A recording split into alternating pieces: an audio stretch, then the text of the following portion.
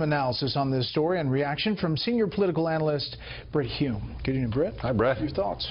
Well, when you step back from this just a little bit and look at it, it looks kind of like a farcical episode in which young Mr. Trump, Donald Trump Jr., was conned into holding a meeting with this Russian lawyer who had a cause to promote, that is to say the cause of American adoptions of Russian children, which has been frozen since a dispute between the earlier administration and the Russian government.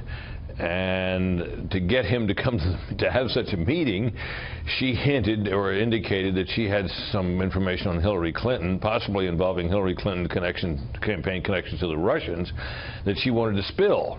And they get in the meeting, and she didn't have any such information from what we know. And presently, it turns out that she wanted to talk about this issue of adoption, which young Mr. Trump pointed out correctly that neither he nor his father were in any position to do anything about, since they're both still private citizens. The meeting apparently went nowhere and ended without any information being passed.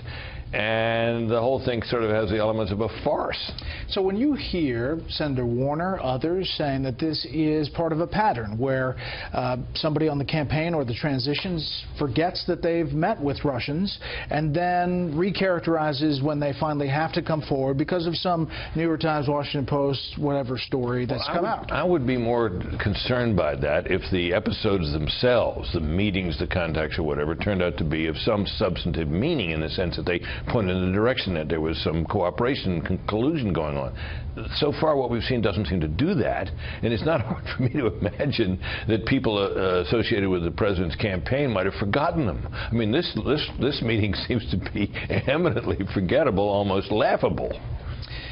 Again, they're saying for someone to meet with somebody from a foreign country is different than someone just meeting who has Oppo research. Well, that may be so, but meetings with people, first of all, there is a conflation being made here between this woman, whom the Kremlin, perhaps not truthfully, but the Kremlin is saying they don't know anything about it. They don't even know this. Putin doesn't even know this woman, right? And you That's can't. What they're saying, yeah. Well, you can't be a prominent lawyer or a lawyer of any standing in Moscow without, in some way being connected to the Kremlin, because the Kremlin is connected to nearly everything in Russia. But that doesn't make her a Russian agent.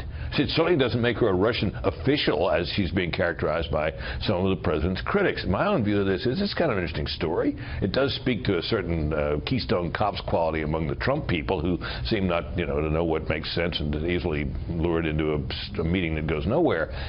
But it just doesn't add up to some kind of cooperation between the campaign and actual Russian officials. It just doesn't get us there. So put Brit Hume down as nothing burger. Well, I wouldn't. That's a phrase that's gotten to be so common, I'm trying to kind of hesitate to use it. I just don't think the thing is, nothing seems to have come of it, and it just doesn't go very far. Brit, as always, thank you. You bet, Brett.